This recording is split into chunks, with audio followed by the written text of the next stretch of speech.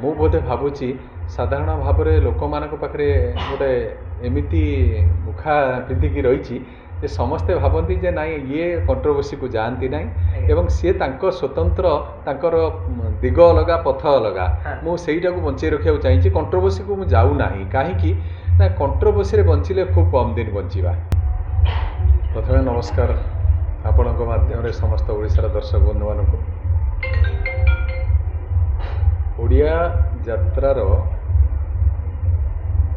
କେତୋଟି ଯେଉଁ ଅନୁଷ୍ଠାନ ଅଛି ଯାତ୍ରା ଅନୁଷ୍ଠାନ, ସେଥିମଧ୍ୟରୁ ଯାତ୍ରା ଇନ୍ଦ୍ରଭୁବନର ଏହା 11 ବର୍ଷରେ ପଦାର୍ପଣ କଲା।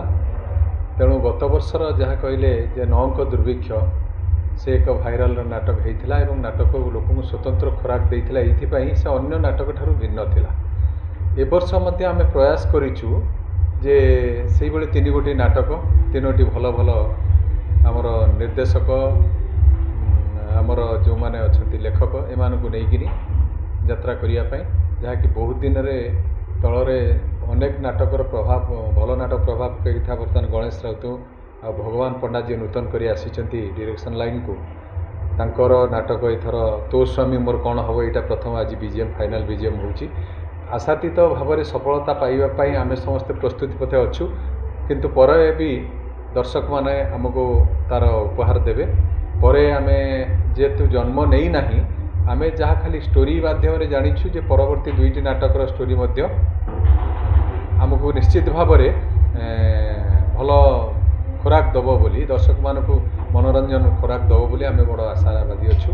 ତେଣୁ ପ୍ରସ୍ତୁତି ତ ସମସ୍ତେ ସମସ୍ତଙ୍କ ଜିନିଷକୁ କେବେ ଖଟା କହିବେ ନାହିଁ। ତେଣୁ ଆମେ ସେଇ ଅନୁଯାୟୀ ଆମେ ପ୍ରସ୍ତୁତ ଅଛୁ ଯେ ନାଟକକୁ 100% ଆଗକୁ ନେବା ପାଇଁ। ଯେ ମୁଖ୍ୟ କଥା ହେଉଛି ନାଟକର ନାଁଟେ ଯେମିତି ଅଛି ତୋ ସ୍ୱାମୀ ମୋର କ'ଣ ହେବ, ଏ ଜେଞ୍ଜିଙ୍କୁ ଟଚ୍ କଲା ଭଳିଆ ଲାଗୁଛି। ସତ ଲାଗୁଛି ଯେମିତି ସ୍ୱାମୀ ଏଠି ଚୋରି ହେଉଛି କି ହଜି ଯାଇଛି। ଏଭଳି ପରିକଳ୍ପନା କାହିଁକି ଭାବିଲେ ଆପଣ? ଏହା ଏକ ସସ୍ପେନ୍ସ ନାଟକ। ପ୍ରକୃତରେ ଯେ ଖାଲି 2ଟି ନାରୀ କହୁନାହାନ୍ତି, ଅନେକ ଚରିତ୍ର ସେଥିରେ କହୁଛନ୍ତି ଯେ ତୋ ସ୍ୱାମୀ ମୋର କ'ଣ ହେବ। ଯେ ଏଟାକୁ ଭାବୁଥିବେ ଆପଣ, ସେଣ୍ଟିମେଣ୍ଟ ନେଉଥିବେ ଯେ ଗୋଟେ ଲେଡ଼ିଜ୍ ହୁଏତ 2ଟା ଲେଡ଼ିଜ୍ କହୁଥିବେ, ତାକୁ ବାହା ହେଲା ପରେ ତା ସ୍ୱାମୀକି ସିଏ ପଚାରୁଛି ତୋ ସ୍ୱାମୀ ମୋର କ'ଣ ହେବ, ସେ କଥା ନୁହେଁ। ଏଥିରେ ଜେଣ୍ଟସ୍ ମଧ୍ୟ କହୁଛି ତୋ ସ୍ୱାମୀ ପରିଚୟ ବଦଳି ଯାଇଛି। ସମାଜରେ ଘଟୁଥିବା ନୀତିଦିନିଆ ଘଟଣାବଳୀକୁ ନେଇକି ଏହା ନାଟକ ରଚନା କରାଯାଇଛି। ତେଣୁ ପ୍ରାୟ ପ୍ରତ୍ୟେକ ଚରିତ୍ର ପ୍ରତ୍ୟେକକୁ ପଚାରୁଛନ୍ତି ତୋ ସ୍ୱାମୀ ମୋର କ'ଣ ହେବ। ଏହା ଏକ ଇଣ୍ଟରେଷ୍ଟ କଥା ଏବଂ ଏହା ଏକ ସସ୍ପେନ୍ସଫୁଲ୍ ନାଟକ। ତେବେ ଏଥରକ ଖଣ୍ଡଗିରି ମହାସମର ଗତ ବର୍ଷ ମଧ୍ୟ ନଅଙ୍କ ଦୁର୍ଭିକ୍ଷ ହେଇଥିଲା।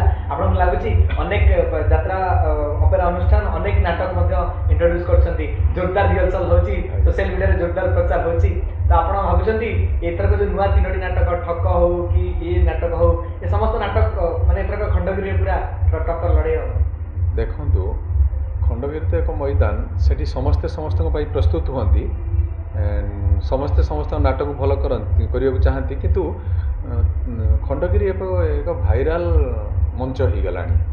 ଯିଏ ସୋସିଆଲ ମିଡ଼ିଆରେ ଯେତେ ଭାଇରସ୍ ପୁରେଇ ପାରିଲା, ସିଏ ସେ ନାଟକଟାକୁ ସେଠି ସେ ଆଗକୁ ଯାଇପାରିଲା। ମୁଁ ଭାବୁଛି ଯେ ଦର୍ଶକ ଆଉ ଅନୁଷ୍ଠାନ ସମସ୍ତେ ବର୍ତ୍ତମାନ ପ୍ରାୟ ସଚେତନ ହେଇଗଲେଣି କେବଳ ଯାତ୍ରାର ନାଟକକୁ ନେଇକି ଆଗକୁ ଯିବା ପାଇଁ। କେବେ ମେଲୋଡ଼ି ରେକର୍ଡ଼ ଡ୍ୟାନ୍ସକୁ ଗୋଟେ ଭଲ ହେଇଛି ତାକୁ ପ୍ରଚାର କରିକି ନାଟକ ହେଉନି। ନାଟକ ଆପଣ ଦେଖନ୍ତୁ, ଗୋଟିଏ ନାଟକର ନାମକୁ ନେଇକି ଭାଇରାଲ ହେଉଛି। ତେଣୁ ନାଟକ ଯେତେବେଳେ ଭାଇରାଲ ହେଉଛି, ତେଣୁ ଭଲ ନାଟକଟିଏ ମଞ୍ଚସ୍ଥ କରିବାର ପ୍ରୟାସ ସବୁ ଅନୁଷ୍ଠାନ କରୁଛି। ତେଣୁ ଆମେ ବି ଚାହିଁଛୁ ଯେ ଆମେ ଯେଉଁ ମଞ୍ଚକୁ ଯାଉ ନା କାହିଁକି, ସେ ଖଣ୍ଡଗିରି ହେଉ ବା ଅନ୍ୟ ପ୍ରତିଯୋଗିତା ମଞ୍ଚକୁ ଯାଉ, ଆମେ ପ୍ରତ୍ୟେକ ପ୍ରସ୍ତୁତ ହେଉଛୁ ଯେ ଆମର 3 ଗୋଟି ନାଟକ ସଫଳତା ଦେଉ ଏବଂ ଆମ 3 ଖଣ୍ଡ ନାଟକରୁ ଯିଏ ଭଲ ଦର୍ଶକ ଗ୍ରହଣ କରିବେ ସେ ତ ଖଣ୍ଡଗିରି ମଞ୍ଚସ୍ଥ ହେବ। ମାନେ ଗୋଟେ ମୁଖ୍ୟ କଥା ହେଉଛି, ଏଠି ଭିନ୍ନ ପ୍ରସଙ୍ଗକୁ ଆମେ ଯିବା। ମୁଖ୍ୟ କଥା ହେଉଛି କି ସମସ୍ତେ ଭାଇରାଲ ଚାହୁଁଛନ୍ତି, ଭାଇରାଲ କରିକି ନିଜ ଅନୁଷ୍ଠାନ ନିଜ ନାଟକକୁ ଇଏ କରୁଛନ୍ତି। ଏ ବର୍ଷ ଗତ ବର୍ଷ ଯାହା ଭାଇରାଲ ହେଇଥିଲା, ଯାହା କଣ୍ଟ୍ରୋଭର୍ସି ହେଇଥିଲା, ଏ ବର୍ଷ ଆରମ୍ଭରୁ ମଧ୍ୟ ଅନେକ ତମାମ ଏମିତି କଥା ଚାଲିଲା ଯେ ଯାତ୍ରା ଇନ୍ଦ୍ରଭୁବନ ଆଉ ମନୋଜବାବୁ ଅଥବା ଅନୁଷ୍ଠାନ ଏସବୁରୁ କେତେ ଦୂରରେ ନା ଆପଣମାନେ ବି ଟିକେ କଣ୍ଟ୍ରୋଭର୍ସିକୁ ଭଲ ପାଆନ୍ତି, ଚାହାନ୍ତି ଟିକେ କଣ୍ଟ୍ରୋଭର୍ସି ହଉ, ନାଟକ ହିଟ୍ ହେବ, ଟିକେ ଅଧିକ ବେପାର ହେବ। ଶୁଣନ୍ତୁ, ଆମେ ଆପଣ ଯେମିତି କହିଲେ ଯେ ମୁଁ ବୋଧେ ଭାବୁଛି ସାଧାରଣ ଭାବରେ ଲୋକମାନଙ୍କ ପାଖରେ ଗୋଟେ ଏମିତି ମୁଖା ପିନ୍ଧିକି ରହିଛି ଯେ ସମସ୍ତେ ଭାବନ୍ତି ଯେ ନାଇଁ ଇଏ କଣ୍ଟ୍ରୋଭର୍ସିକୁ ଯାଆନ୍ତି ନାହିଁ ଏବଂ ସିଏ ତାଙ୍କ ସ୍ୱତନ୍ତ୍ର ତାଙ୍କର ଦିଗ ଅଲଗା ପଥ ଅଲଗା। ମୁଁ ସେଇଟାକୁ ବଞ୍ଚେଇ ରଖିବାକୁ ଚାହିଁଛି, କଣ୍ଟ୍ରୋଭର୍ସିକୁ ମୁଁ ଯାଉନାହିଁ। କାହିଁକି ନା କଣ୍ଟ୍ରୋଭର୍ସିରେ ବଞ୍ଚିଲେ ଖୁବ୍ କମ୍ ଦିନ ବଞ୍ଚିବା।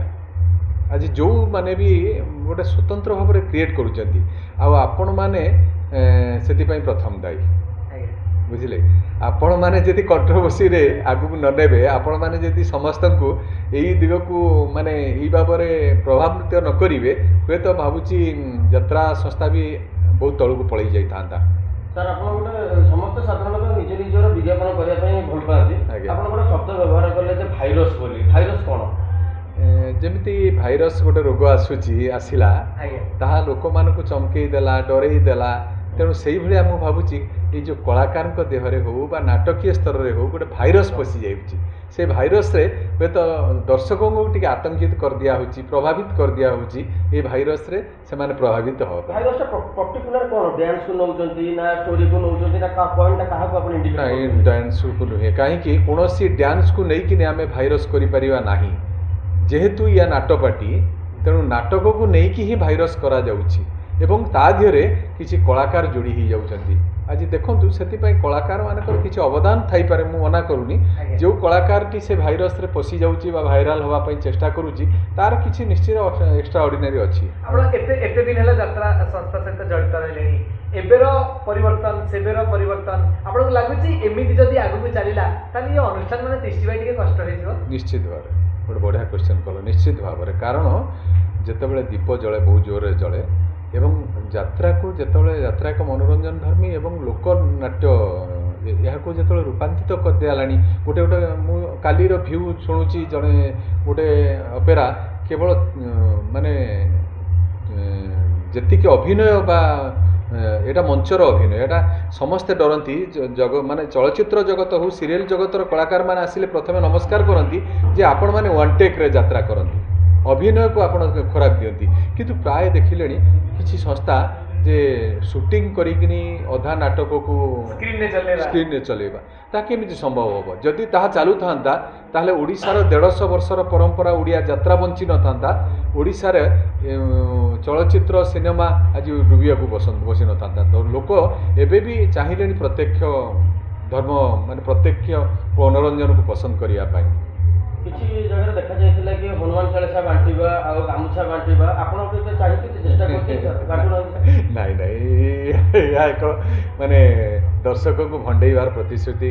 ଗୋଟେ କେଉଁଠି ବିରିୟାନୀ ଖାଇବାକୁ ଦେବା, ଏଇ ଯେଉଁ ଜିନିଷ ବାଣ୍ଟିବା, ଇଏ କରିବା ଠିକ୍ ନୁହେଁ। କେତେ ଦିନ ନୁହେଁ। ଏବଂ ଓଡ଼ିଆ ଦର୍ଶକଙ୍କୁ ବାନ୍ଧି ରଖିବାର ମୁଖ୍ୟ ଉଦ୍ଦେଶ୍ୟ ରହିଲାଣି ଆପଣ ଓଡ଼ିଆ ଯାତ୍ରା ପ୍ରତି ବିମୁଖତା ନ କରିବା ପାଇଁ, ଦର୍ଶକଙ୍କୁ ଆକୃଷ୍ଟ କରିବା ପାଇଁ ଏକ ସ୍ୱତନ୍ତ୍ର ନାଟକ ପ୍ରସ୍ତୁତ କରନ୍ତୁ, ସ୍ୱତନ୍ତ୍ର ଯାତ୍ରାକୁ ଧାରାକୁ ପରିବର୍ତ୍ତନ କରନ୍ତୁ। ନହେଲେ ଯାତ୍ରା ବଞ୍ଚିବନି। ଯାତ୍ରାର ଦର୍ଶକ, ଆପଣଙ୍କୁ ମୁଁ କହୁଛି, ଯାତ୍ରା ଦର୍ଶକ ଆଉ ମାନେ ଯେଉଁ ଧରଣର ଦର୍ଶକ ଥିଲେ ସେ ଦୂରେଇ ଗଲେଣି।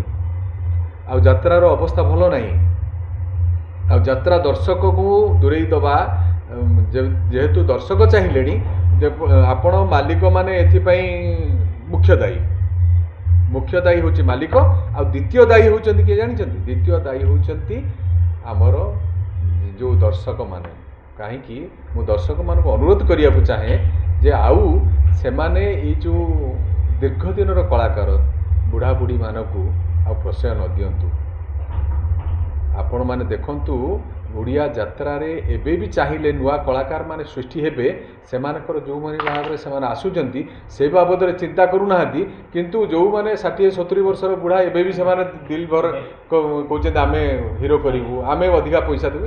ଏ ବାବଦରେ ଯଦି ମନରୁ ମାନେ ନ ହୁଏ, ହଟି ନ ଯାଆନ୍ତି, ସେଥିପାଇଁ ଦର୍ଶକମାନଙ୍କର ପ୍ରତିବାଦ ଦରକାର ଏବଂ ମାଲିକମାନେ ଏଥିପ୍ରତି ସଚେତନ ନିହାତି।